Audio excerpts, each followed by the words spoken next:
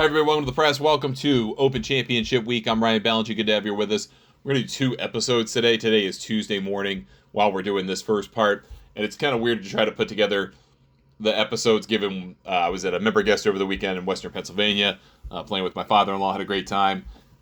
Came back last night to try to do, try to catch up on stuff. I already did our rankings, our first look betting picks, all that stuff, written articles that we do at golfnewsnet.com.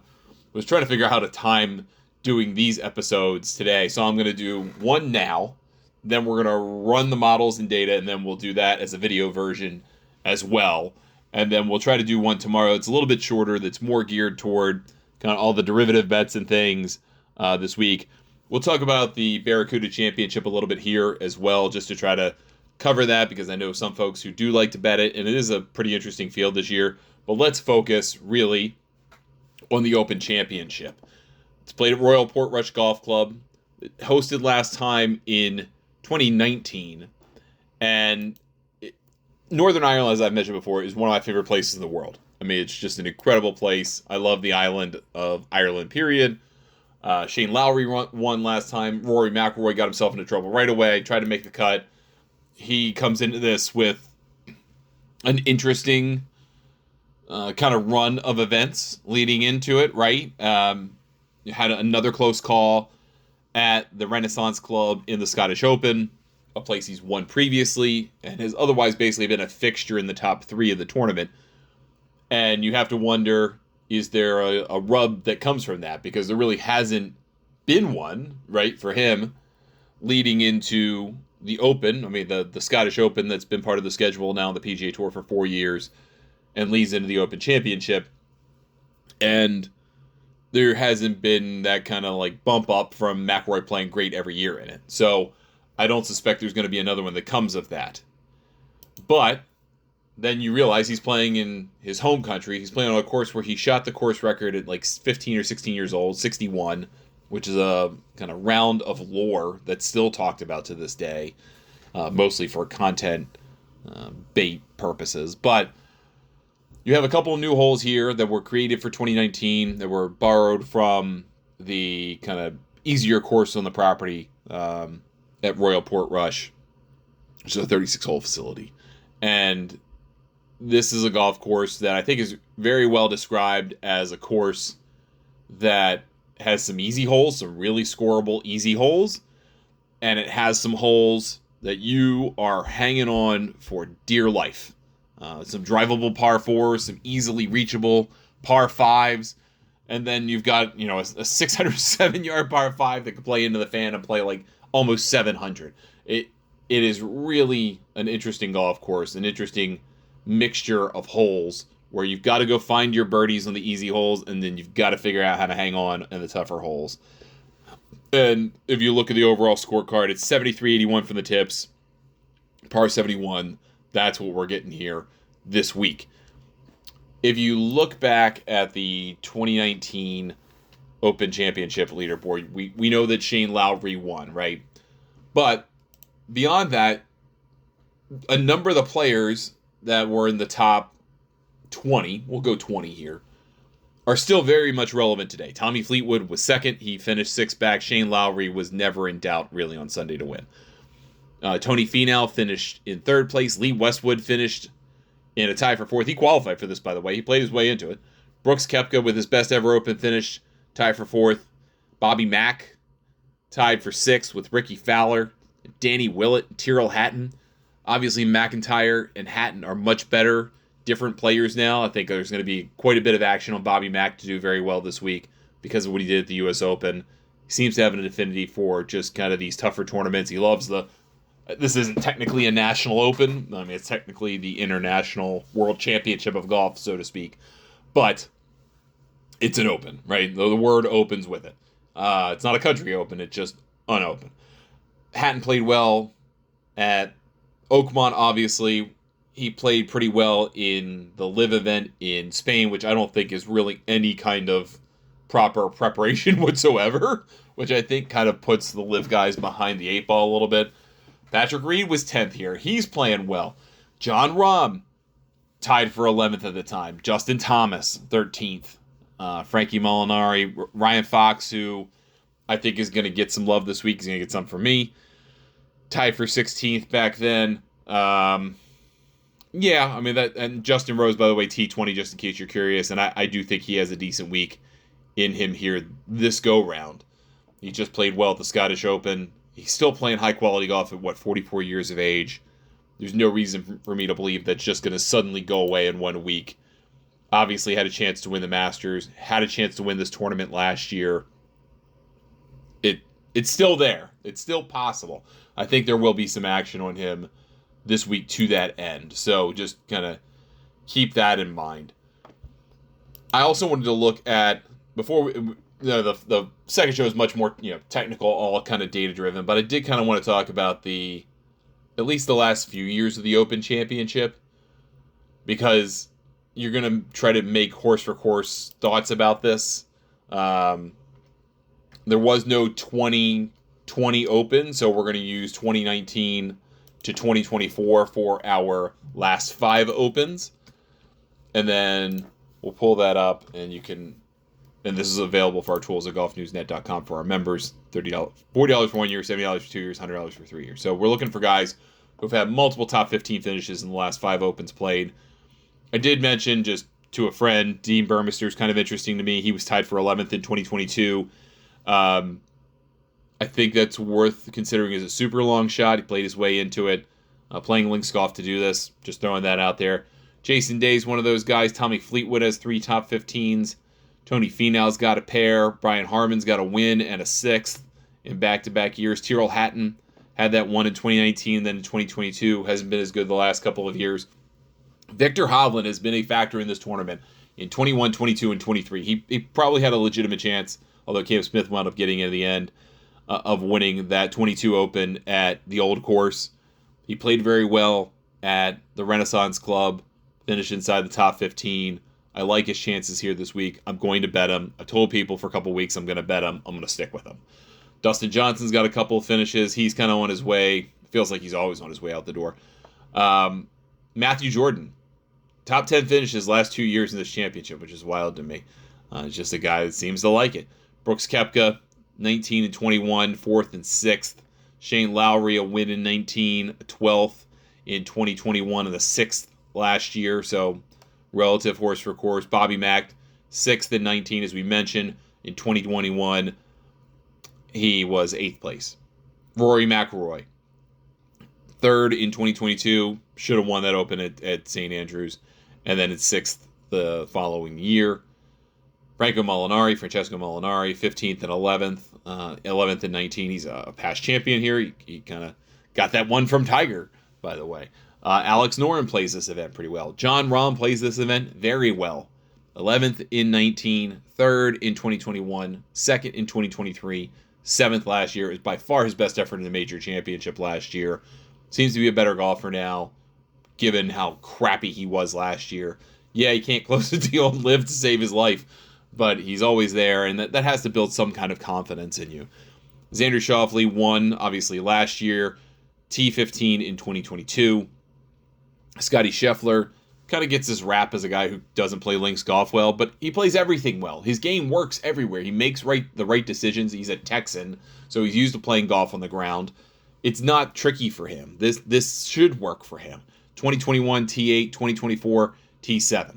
Adam Scott should have won this thing 13 years ago, but he bogeyed the last 4 holes in a row to hand it to Ernie Els. 2022 T15, last year T10.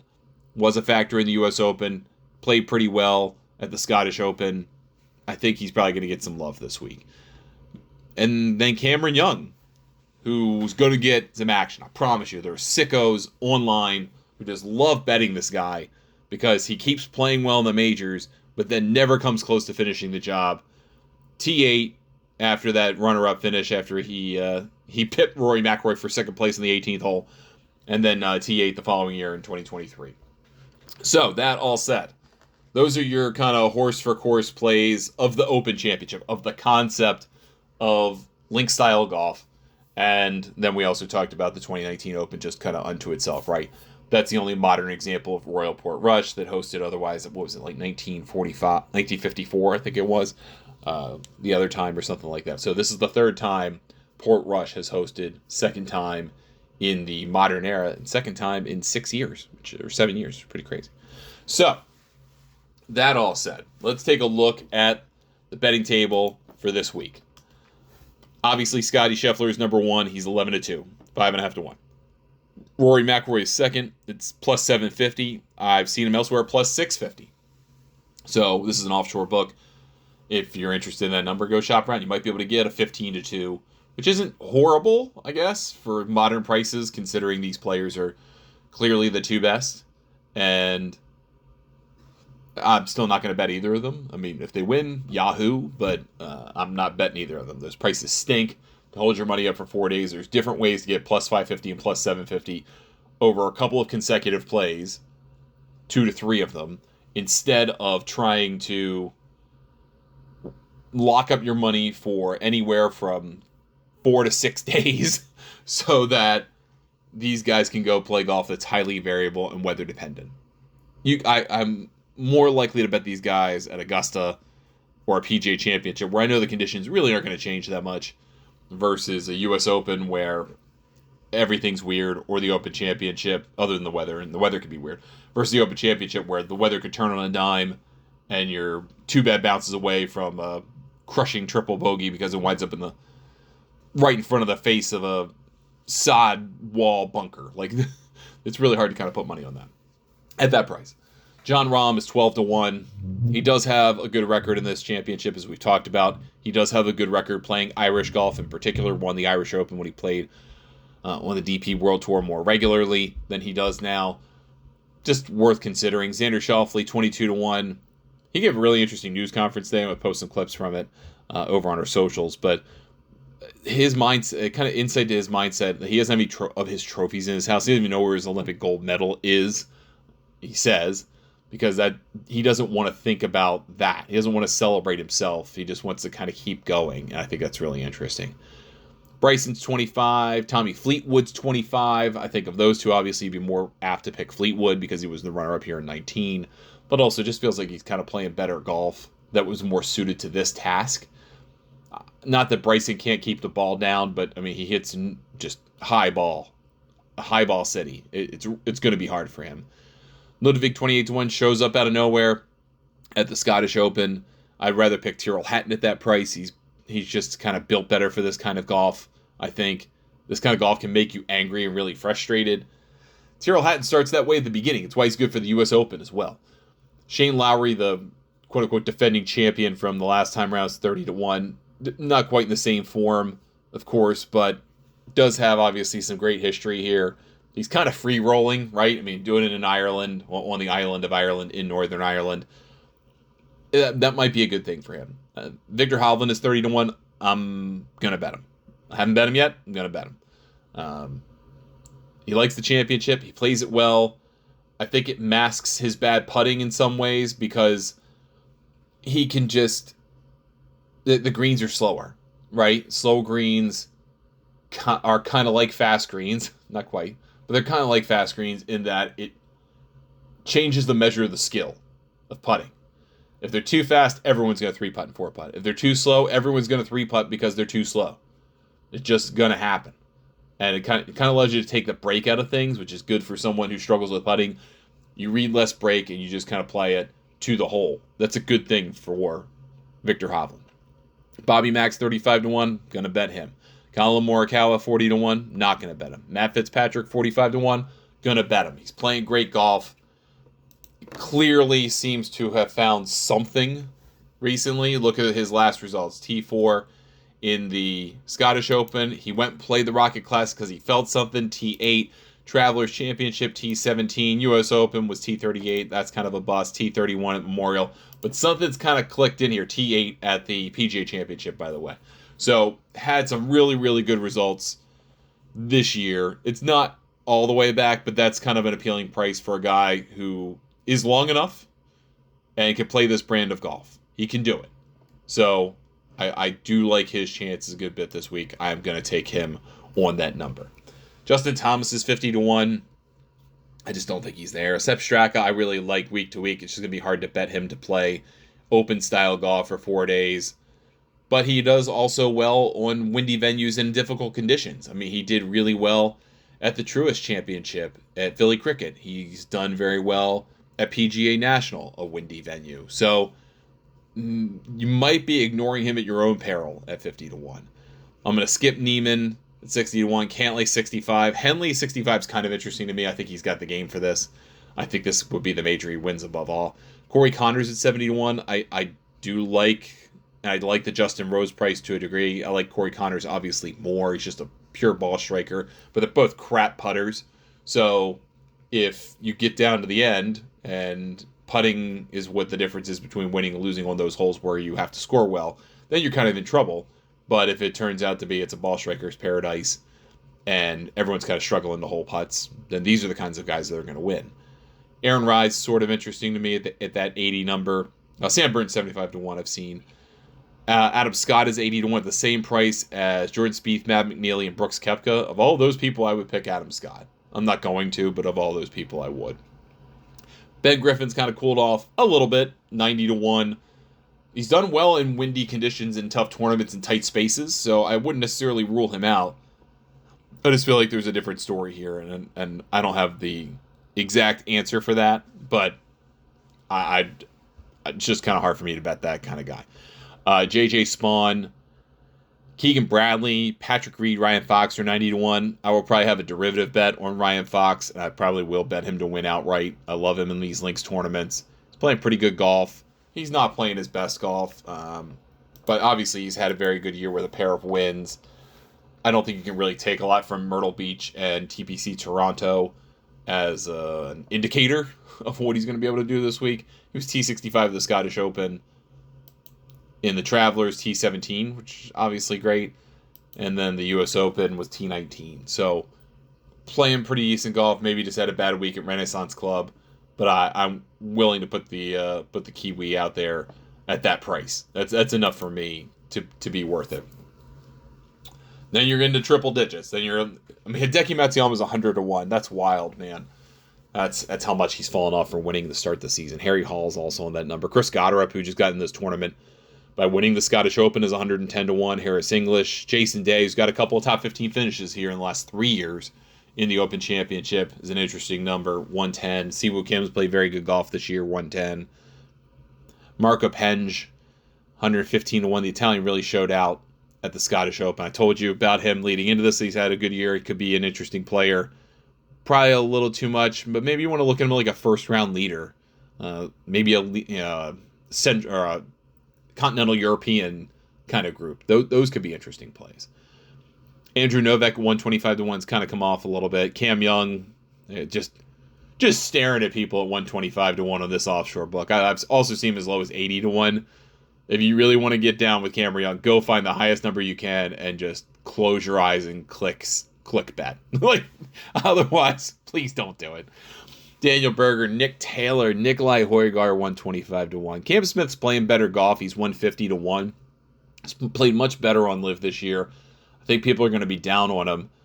I think that's a price worth taking. If you can get him in that 120 to 160 range, I think he's worth a play. Really do. I'm not saying he's going to win, but he's playing better golf, and I know that we've talked about it's really hard to take the results of LIV seriously as an indicator of what he might do in a major any player might do in a major championship. But that's long enough of a price to be kind of compelling. As much as I hate to say it, I think Wyndham Clark's at an interesting number at 175 to 1. He is so hit or miss. However, and I say this as a guy who was all up in his business after what happened at the PGA Championship and then destroying the locker at the U.S. Open, but he seems kind of happy right now, and I don't know why that is. He was T11 at the Scottish Open, and that comes after missing the cut of the Rocket Classic. I have no idea where that came from, that T11. I mean, it's been a crap show for a lot of the year for this guy. T17 at the Travelers, which he had a terrible final round on a golf course where you need to shoot like 65 to have a good final day. But a couple of good finishes in the last 3 starts. He seemed kind of happy. He seemed happy for like Chris Gotterup. I don't know what's going on there. I don't want to speculate, but that's just long enough of a price to take a little nibble on a guy who's done it on a big stage. We've talked about Dean Burmester, 200 to 1, mildly interesting. Tony Finau is just, I mean, if you saw what Sky Sports posted of him today, like using a new putter setup with like the, I've seen people use it before, like a way to kind of rock your shoulders with alignment rods attached to your putter shaft. Dude's lost with the putter. I just got to put that to the side and say no thank you. You want to try Tristan Lawrence again, 200 to 1 after the Open? Probably not. Denny McCarthy at 250 to 1 is mildly interesting to me, actually. But that's just because I'm biased and he's somewhat local. Torbjorn Olesen has played well in really nasty conditions in the past. I'd look at him at like a first-round leader play and be mildly interested in that number. Bud Cauley's been playing great. 300 to 1 is too deep for me. Daniel Brown, who just won on the DP World Tour at the BMW International Open, second career win, 325 to 1s. You could get me for that. But then after that, we're starting to get, I mean, real deep in a hurry. I'm not going to take anybody that's, 3, 4, 500, 600, 1,000 to 1. Those guys just aren't coming. Now, I will say, John Catlin at 700 to 1, I won't bet him to win, but I kind of like him on a top 20. You get a huge price on John Catlin on a top 20. We'll cover that in a later show, but I think his number is quite compelling as a top 20 player. He's done well in Ireland. He won the Irish Open, albeit at Mount Juliet, so that's a little bit much different. It's more of a Parkland course, but it's Irish-style golf. There's some relevance to that, and he's done well on really tough courses. His other kind of big standout DP World Tour win was at Valderrama, which is just a bear of a place to play. So he can do it. It can be done. He could be an interesting kind of top 20 play this week.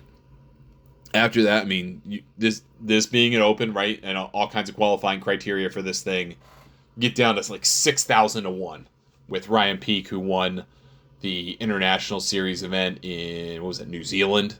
I think it was. I don't remember. But to get a spot, a guy who's been in prison for 5 years because he kind of got caught up in the wrong part of the world. And really cool story this week. I just want to point him out. Guys should watch and hopefully root for in all of this. So that is the Open Championship kind of first look. I just want to spend a few minutes talking about the Barracuda Championship because we're not going to do a model around it. We're not going to talk about it in the second episode, and I just want to cover it here.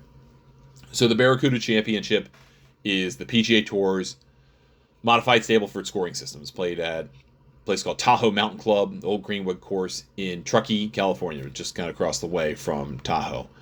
And this is probably the last year for this tournament. Just kind of unfortunate because I like it. But maybe it continues. Maybe they find another sponsor. And this is the Stableford event as mentioned. This is a scoring system that's based on points, if you're not familiar, instead of up or down against par. So you get the lower the score that you make, the more points that you get. The worse score, you can lose points. The most you can lose is 3 points for a double bogey or worse. So if you are making a double bogey or worse, you just pick up the ball and you go to the next hole. You can lose a point for a bogey, no points for a par. Obviously, all the positive points are for birdie or better. This is a tournament where you want to be aggressive, right? You get more of a multiplier for eagle than a birdie. Pars do you no good against points. You got to make birdies. So Nick Dunlap is somehow the defending champion here. This was his second win last year, and he's 40 to 1, and he can barely break 80 right now. So that kind of tells you the intrigue about this field. But if you look above him, honestly, I mean, it's littered with guys who've won on the PGA Tour. But you got a good field up top. So you're in this offshore book, Cam Champ and Kurt Kitayama and Ryan Gerard and Vince Whaley are all 22 to 1. Because there's some money that's come in on Cam Champ because I saw him at 25 to 1 earlier in the day. Max Homa's 25 to 1. He's playing this thing. And the reason he's up here because he's showing signs that some good things are happening. But it's not been good lately. Let's put it that way. He can play 2 or 3 really good rounds, and then just one falls off the face of the planet, or a portion of one where he falls off the face of the planet. he has a great record in California as a PGA Tour player, won multiple times in the state of California. This is in California technically, so maybe that plays into his brain. I don't know. But he is 25-1. Patrick Fishburne is 25-1 with Rico Hoey. Fishburne's been great last 2 times out. He missed 6 of 7 cuts and then 2 top 14 finishes in a row. Between the Deer, I think it was T6 of the ISCO. Rico Hoey from the Philippines, 25-1. He's a first-round merchant. He's a super aggressive player. One of the best first-round scoring averages or strokes gained players on the PGA Tour. If that's the MO all week, I kind of like his game for this. Pearson Coody is 28-1. He's been great on the Korn Ferry Tour this year. He's, I think, 6th on the points list right now. He's going back to the PGA Tour. Like, it's happened. It hasn't been finalized yet because there's still 9 events left on the schedule. But he's going. He's going back. So he's kind of freewheeling this week. He is choosing to skip the Korn Ferry Tour event in Springfield, Missouri, knowing he's 6th in the points, to play this lottery. Think about that. Emilio Grillo, 30-1. Didn't quite show up last week. Austin Eckroat, 35-1. Bo Hostler, 35-1. Hostler's been playing very well. Kind of likes this tournament, too. I think he's probably going to be my best pick here. Kevin Roy and Lee Hodges, Mark Hubbard, Taylor Moore, all 35-1. All reasonable plays. I think I like Hubbard. I have a tendency to like Hubbard West Coast and in weaker events. Didn't quite show up at the ISCO Championship as we talked about. He shot like 79 in the final round. Just an absolute destruction there. Taylor Moore's been playing pretty well. He's been seeing some money too. Doug Gimmett, 50-1, I think is worth a look. Go down. I'm gonna keep betting Chris Ventura. He's 60-1. Just a very aggressive player. Taylor Montgomery at 70-1. I'm gonna bet he had a good week at the ISCO. He's been playing well pretty much everywhere in these kind of lower level things that he has access to, and lower levels, relatively speaking, right? Between these kind of additional events or the weakest PGA Tour events or the Korn Ferry Tour events he's been playing, he's been having a pretty good year. He's figuring something out. So maybe worth a look here. Go down a little bit more. Joe Highsmith won this year. He's 90-1, but just everything's not been good. Quade Cummins, I still like at 90-1. Adam Schenk, I kind of like at 100-1. What he needs to figure out is how to get 1 or 2 strokes better per round. Like, his rounds aren't horrible. They're like 70s and 69s. But in the tournaments he's playing this time of year, the cut to get to the weekend is like 4, 5, 6 under par. That's just not going to do it. But if you get a couple strokes better and you get 2 more cracks at it, you have a pretty decent finish. I think he's getting somewhere here. Let's see, what else? Paul Peterson just finished runner-up in Kentucky. He's 110-1. I think there's a reason for that. He's still 110-1. Dan Bradbury's kind of interesting to me at 150-1. He's been playing pretty okay on the DP World Tour. Kind of tough to make that journey over here this week and do anything with it. Same with Nikolai von Dellinghausen, who's played pretty well this year and won the DP World Tour. But again, it's really tough to make that trip for these DP World Tour guys come over and be serious contenders. I mean, it's just a pain in the neck. But for a lot of them, they've been over here because they've been playing in Kentucky. So take that for what you will. But that's kind of the feel this week for that. Yeah, I mean, it's an interesting field. It's deep. It's probably better than they've ever had for this tournament, at least since I've been paying attention to it, because of the brutality now on the PGA Tour of trying to be in the top 100. You have to be in the top 100 in points to keep your card if you don't have some other exemption. The Korn Ferry Tour guys, there's 6 or 7 of them pretty much know they're getting the PGA Tour, so a couple of them came out for this.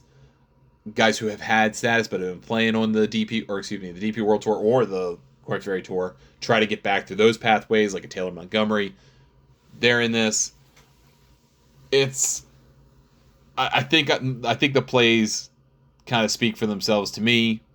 I think Pearson Coody's intrigue is interesting. I think Fishburne's interesting. I think Hostler is my best bet.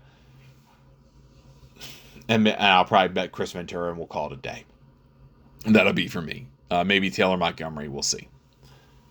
All right, that's going to do it for us on this audio-only first look episode of the Open Championship and a wink and a nod to the Barracuda Championship.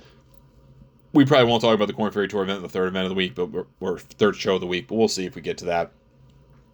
You can check out the latest episode of The Road to French Lick publishes today over at golfnewsnet.com, our YouTube channel. Golf News Net TV, all the stuff that we do. In the meantime, if you want to join Golf News Net, you can do so for $40 for 1 year, $70 for 2 years, or $100 for 3 years over at golfnewsnet.com. Get access to everything that we do, all of our modeling, tools, picks, all of that's available to you as a member. Get a hold of me, Ryan at thegolfnewsnet.com, or on social at Ryan Ballingy or Ryan Ballingy Golf, depending on where you're looking. And happy to answer your questions that you might have leading into the tournament or after the tournament, or just kind of shooting the breeze. Happy to do that too with you. Thank you so much for listening to the show. Appreciate it. We'll be back with another episode, probably in about an hour and a half, to be honest with you. But it'll be a video as well with the modeling and all the stuff that we normally talk about, kind of the in-depth second show of the week, but at least wanted to kind of wet your whistle for some of the things we're going to be talking about in that episode. Catch you then. Thanks so much for listening or watching. We'll see you next time here on The Press.